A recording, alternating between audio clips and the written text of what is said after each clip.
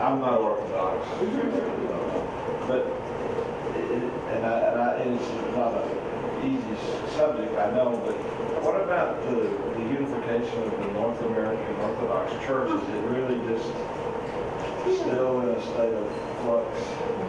That's a good question. That's something that Orthodox talk about a lot. Question one is, what about unifying the Orthodox churches of North America? And when I first became Orthodox, I assumed that there's Russian Orthodox, Greek Orthodox, Antiochian, Albanian, Serbian, all these different ones. They must have different theology. It'd be like Presbyterian, Methodist, Episcopalian. But actually, that's not the case. The theology is just the same. The beliefs, the practices, everybody's going back to that, first, second, third century. What's different, though, every other country that Orthodoxy came into, it was missionaries who went first. And missionaries would plant the faith. They would translate it into the language of the people. They would write, and they would create an alphabet. There was no written language. And so they would teach and get up an indigenous clergy as soon as they could. It wasn't that way in America. Most people came to America for a better life. So what happened was people who were Orthodox would come, and they would have hopefully success. And when they got settled enough and felt prosperous enough, they would build a church, and then they would hire a priest from the old country. And they tended to see him less as a spiritual leader and more as an employee. And they tended to see him as not really knowing the ropes, because they'd been in America for 10 years. They knew how to act and how to dress and what to eat, and he was embarrassing them by looking so old country.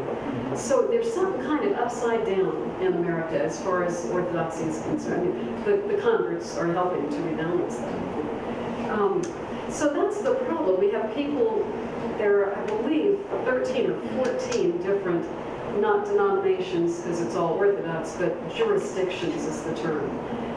There's, the Russian church has their churches, and the Arab church based in Antioch has their churches, and Greeks have their churches. And, in many cities we get along great, and we worship in each other's churches, we have festivals together and stuff like that. The unity is already there to a large extent. We're in communion.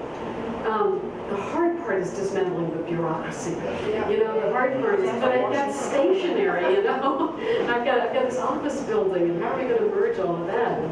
And we have too many bishops in one city, and we'll have to decide which bishops have to go to a different city.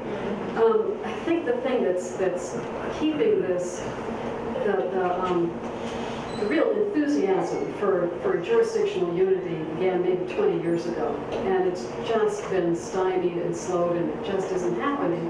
And I think it's partly because there's not an urgency, because we're already united in faith. So it's just going to be on paper. What does it really matter? I think also there is, among some ethnicities more than others, there is a real love of their ethnic background, and they kind of don't want to mix it with other. They don't want it to become just Orthodox. The sad thing about that is those are the churches where the congregation tends to be getting older and older and older and older, because there's, in their children's lives, there's nothing else that they only do with people of their ethnicity. They don't go to only movies in that way. They don't go to only restaurants that serve that kind of food. So it's poignant because you understand. If I moved to South Korea, I would want my American church. I'd want to eat American food. I want to honor American culture. I would want my child to marry an American. I really understand that, but that's one of the things, another one of the things that is holding back the unity. Yeah, I speak as a Protestant, kind of interested in, because it's confusing. It's very confusing to me. I listen to Ancient Faith Radio all the time. All these different backgrounds.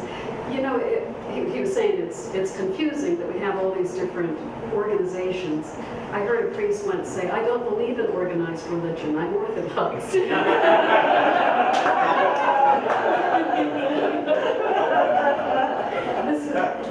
was not a kind of Western, everything you think the Roman Empire was so organized, and they collected taxes, and they built roads, and that really is not what happened in the Middle East. Further east, they were mystical, and they were philosophical, and they were doing arts, but it doesn't have that American style organization and get it done and all of that. That's part of it, I think. The urgency is just not there. But to me, it makes a difference that the faith and practices are all the same anyway. It's just different names. You're known as Sorry, can I say, I just thought of something else. You can think of it as being like 150 years ago. In a church, there would, in a city, a big city, there'd be all these different Catholic churches. There'd be the Polish Catholic Church, French Catholic Church, German Catholic, Italian Catholic. It's just like that. Now there's the Greek Orthodox Church, Russian Orthodox Church. But naturally they begin to mingle and merge. Now the mingling and merging is going on. We just skip the step where you're all in the same organization. But it's no more, it should be no more noxious than that kind of a division. Sorry, go ahead. You're known as a strongly pro-life person. I was wondering if you had any advice about what we would do at the local level to promote life. Oh, yeah. I actually, when I started writing, which was before I was Orthodox, it was for the pro-life cause. It was because I was the vice president of Feminists for Life, secular feminist pro-life organization. So that's really where I started as a writer, and then kind of moved more into writing about orthodoxy. And I wrote a book. People always think my first book is Facing East. My very first book was actually Real Choices, listening to women looking for alternatives to abortion. And I went around the country and I did listening groups, and what I was trying to determine is what can pro-lifers do at the local level?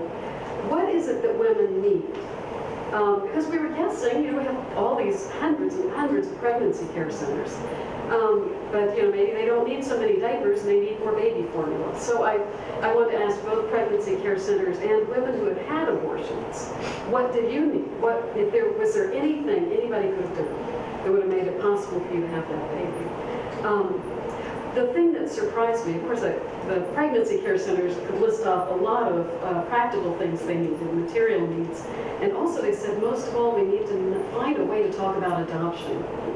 Because, for the woman, in priority would be first have an abortion, second be a single mom. Way down the list is adoption. It's really not something they want to talk about. But I found out when I was doing pro-life, pro-choice, common ground dialogues, that's really something that both pro-life and pro-choice agreed on, is that adoption is really a good option. And it is so rarely pursued that really there are not children available. I interviewed a woman who does a Down syndrome adoption exchange, and she said at any time she has 100 to 150 names of couples that want to adopt a Down syndrome child, but there are none available. She said she has people who wants to adopt a baby with AIDS, that is dying of a disease with spina bifida, but really if they find out, they're aborted, so they just don't exist. But the thing that the women told me was different, though. The women who had already had abortions said, I knew where I could get material help. I knew where the maternity home was. I knew there was those resources. What I didn't have was somebody who would help me stand up to my boyfriend, who would stand by me when I went to tell my mom. My mom was pressuring me, my boyfriend was pressuring me. He said, I'll leave you unless you have the abortion. I had the abortion, he left me anyway. One tragic story where she was the babysitter and she got pregnant by the dad next door where she was babysitting. It's like, how do you continue that pregnancy? But she told me if one person, she held up a finger, and stood by me, I would have had that baby. But she just felt like her whole world was conspiring to push her in the abortion clinic. So the steady friendship and support doesn't have to cost a lot of money, I always encourage people to volunteer at the pregnancy care center, and there are even things that men can do. Men can say, I'm gladly on call to help repair cars, or to do chores around a pregnant woman's home, or something like that, or just to sit in the waiting room for the night appointment, so there's a male figure there and they don't feel nervous about coming in and out at night. Being that one person, being that supportive person can prevent a lot of abortions. You don't even have to wait for a law to be passed against it. It can prevent abortions starting tomorrow if we can offer that support. So support your local pregnancy care centers. Yes, in fact. How do you make contact with those people? How do you make contact with women who are considering abortion? Pregnancy care centers think about that question a lot. That's their whole purpose, is to help women who are having problem pregnancies continue their pregnancy. And a problem they find with some frequency is the clientele who are coming in are women who are, maybe they're poor, they're not married, they're pregnant, and they want help, and they get the help with their pregnancy, but actually they're not considering abortion, so they're not reaching the people they most want to reach. One of the ways that they try to reach that clientele is with certain kinds of targeted advertising, or if they have their pregnancy care center near a college campus. The woman most likely to have an abortion is in her early 20s and in college, or college educated. So having their location near a college tends to raise the number of clientele that are coming in. Advertising in all kinds of different places to reach them. Yeah, Rick, you want to? I'm an active participant with the people who will, try to do sidewalk counseling at the abortion center here, and it's primarily all Roman Catholics and a few Protestants. It's there for anybody. And I'd be happy to leave my email or whatever people are interested. That's one way to do it, and it's tough. It's tough, and that it's very delicate. He was talking about sidewalk counseling outside of a pregnancy center. A friend of mine who was hoping to adopt a child just put out a folding table and a red check tablecloth and lemonade and said, talk to me about adoption. So you can make it more positive.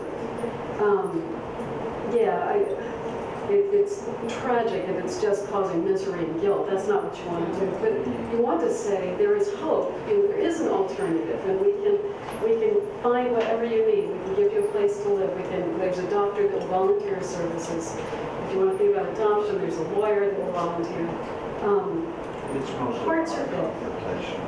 Mostly non-confrontational. Mostly just people that are there a praying presence rather than actually interacting. Way in the back. In your religious journey,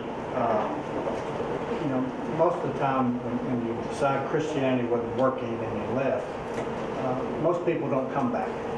And so your coming back is intriguing, and you moved around as you came back. How do you reconcile the huge differences within the Christian camp? Oh, yeah, you're saying most people, when they leave, they don't come back. If they leave Christianity, they just keep going off on that direction. And your question is, I did come back, how did I reconcile, you were saying the differences among Christians, like the different churches, how did I choose which one to belong to? Yeah. Are all the rest of them wrong? Oh, Right now, no, all the rest of them are not wrong. I believe that it's all about Jesus. It's all about the person of Jesus Christ, and that's what matters. I think if somebody loves Him, even if their theology is screwed up, if they've got Him, that's what matters. And I think even if all your theology is perfect, but you have a cold heart and you don't know the Lord and you're prideful, then that's not going to do you any good.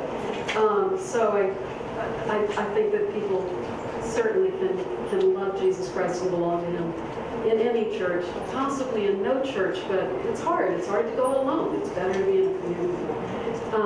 Why we did go Episcopalian at that point was my husband had been raised in the Episcopal Church. Thank you, the water keeps on coming. And when we were thinking about returning to Christianity, that was attractive to him, was the kind of liturgy. He grew up, they call it the High Church in the Low Country. It's the only high church, Episcopal Church in Charleston. And the beauty of the worship, they had incense and processions and vestments and all of that. That was something that was dear to him. So that was why we did that way. Yes. I've been to your website and I've read your essays. They're wonderful. I guess you've had some experiences with saints as well as Jesus. have I had some experiences with saints as well as with Jesus? Probably it's going to go out of my mind if I try to think about examples. There are times that I have felt the presence of the Virgin Mary and even felt her communicate with me. And I just feel like there are people in the room who are saying, "This is getting weird, how can I get out?" In fact, I think the first time that happened, it was really strange because I never felt close to the Virgin Mary. It was like I didn't get it, and I could see even in our Episcopal church there are people with great devotion to her. And it was one day I was riding into Baltimore. I passed a hand-lettered sign that it made me laugh out loud. I don't remember what it was. And it was like I was laughing at that, and then suddenly, bang, I just felt the presence of the Virgin Mary.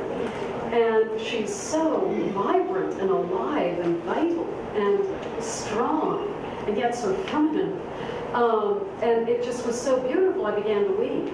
And so I'm laughing and crying and weeping and driving and saying, "Don't do this while I'm driving." So I had a couple of experiences. St. Anne, too, if I recall. St. Anne, yeah. St. Anne, or Anna, is the mother of, I know our Mathewes named Anna. St. Anne is the mother of the Virgin Mary, and she's also, wow, what a saint she is.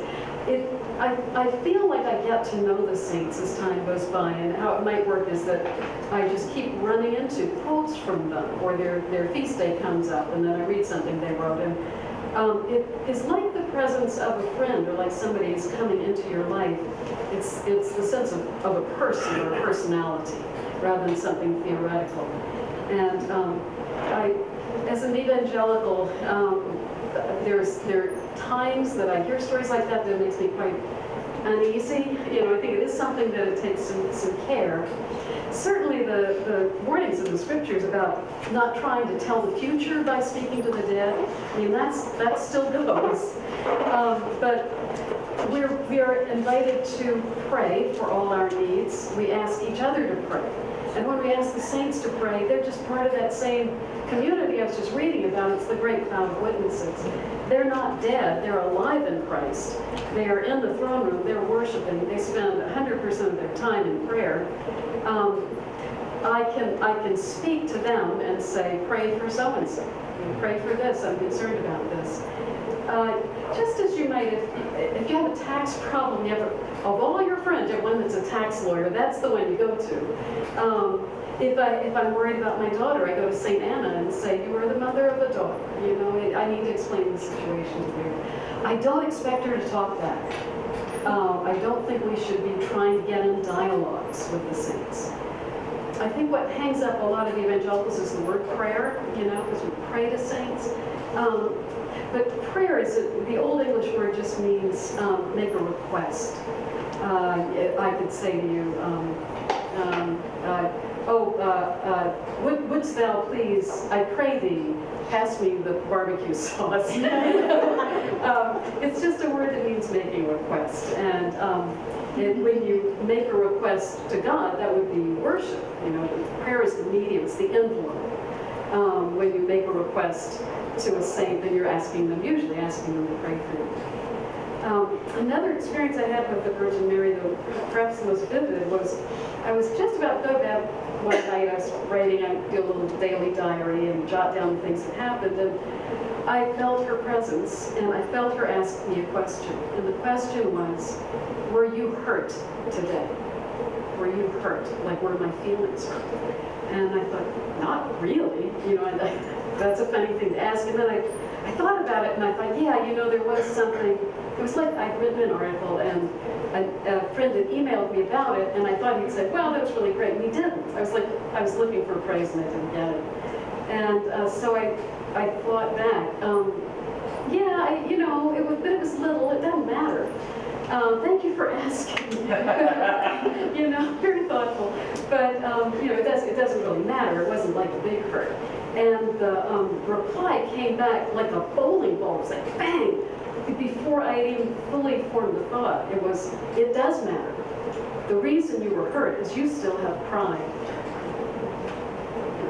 The thing about the story is that was not at all what I was thinking. I didn't make up that answer. I didn't expect an answer. It was true, as soon as I was like, well, that's a helpful thing to recognize. But that's an example of how interactions with saints might happen. I find that interactions with any saint or with the Lord, one of the earmarks often is that you hear something you don't expect to hear. You hear something that you did not make up in your own mind. Sometimes you're hearing something you don't want to hear. It's the voice of conscience. You know it's not you talking to yourself, because you're saying things that you wouldn't want to say. So, yeah. So experiences of saints, and I felt like they had chosen me. St. John Chrysostom, St. Catalina, St. Nina has involved herself in our church in many and startling ways. A saint that we had never heard of before, St. Nino of Georgia. We were seeking a patroness for our women's group. And when the church secretary read off all the names, there was St. Nina. And we all said, well, who is she? I don't know. Who put her on the list? I don't know. And so Roxanne said, well, her biography was in this magazine, so she started reading it. And as soon as she started reading, the president of the sisterhood sitting next to me, I heard her breathing change, and I looked at her, and she was just weeping copiously. She just, she was a crier anyway. Anytime anything spiritual happened, she would just get all down. But when the reading stopped, she kind of opened her eyes and she said, what happened? And we were going to ask you that, what happened? She hadn't heard any of the story. It was just the sound of a mighty rushing wind in her ears. And so, somebody said, well, are we going to vote on and my husband said, you don't get to vote. St. Nina has chosen you. At that point, we discovered that it was St. Nina's feast day. And we also discovered that our antiments, when the bishop said you can start a church, he gives you a piece of cloth the size of a scarf that's kept on the altar. So it can be folded up and unfolded. It won't break. It's paper wood. It's a very ancient custom, kind of authorizing you to have a church. The date it was signed was St. Nina's feast day. So, we received relics from her and a giant hand-painted icon of her. And stuff about her keeps flowing in. We don't know yet what this is all going to come to. But it's an example of how sometimes it seems like the saint is pressing in and trying to contact you. I'm sorry if that's so weird. I try to keep the creepy stuff hidden for a little while. As a Protestant, the only thing that I can liken that to, not knowing too much about the saints, even though I've read a few now or tried to find some movies that are in English, I just think of each church in Revelation having an angel. Yeah. And so it seems like this church has this angel in this church, and the message was coming to the church through the angel.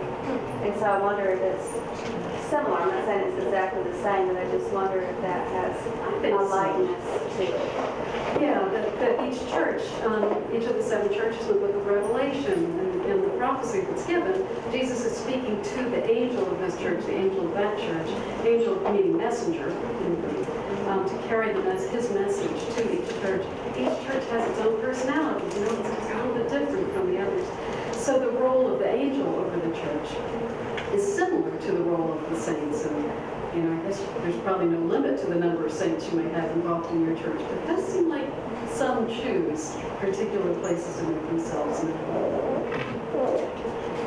And by the way, we do believe that when a church has been consecrated, there is an angel assigned to the altar, and that the angel is there next to the altar 24 hours a day from then on. So we do have our angel. Sometimes people see angels, especially children. A couple of years ago, a child at coffee, our visitor, 3 years old, said to her mommy, saw my husband and said, there's the man that was out there singing with the angels.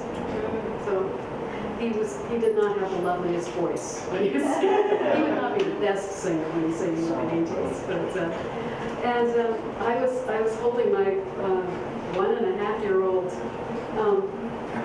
granddaughter once. We were looking at the altar.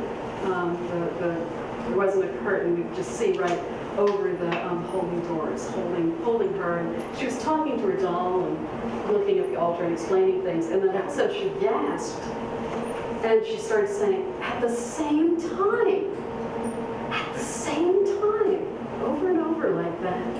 And she just didn't have enough, she would like she wanted to say more, but she didn't know any other words. I have never seen her looking so thrilled. It was during what we call the cherubic hymn, and it's when we're all singing something and the priest is going around the altar swinging the censer. He censes all four sides of the altar. Something was going on at the same time. You would think she was looking at fireworks at Disneyland. She was overwhelmed. She was so thrilled, just laughing with delight and exhilarated with whatever it was she could see, none of the rest of us could see. So we were telling the story afterwards, and her dad, our son, said she probably meant, look, Pat can walk and swing a censer at the same